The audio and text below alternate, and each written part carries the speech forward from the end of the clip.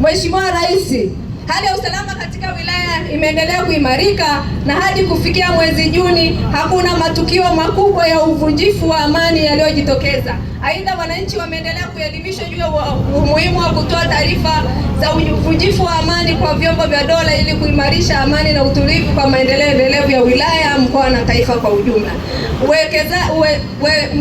Uwezeshaji wa wanawake, vijana na watu wenye ulemavu.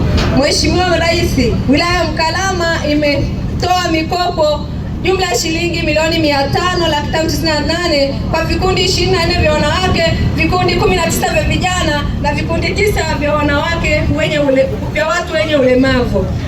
Mapambano dhidi ya virusi vya rushwa, virusi vya ukimwi. Mheshimiwa Rais, wilaya ya Mkalama chini ya kauli mbiu isemayo imarisha vituguo tokomeza ukimwi, mapambano dhidi ya maambukizi ya virusi vya ukimwi yameendelea kufanyika, hasa elimu ya kuzuia maambukizi ya virusi vya ukimwi miongoni mwa wananchi katika vituo vyote 50. Mapambano dhidi ya malaria.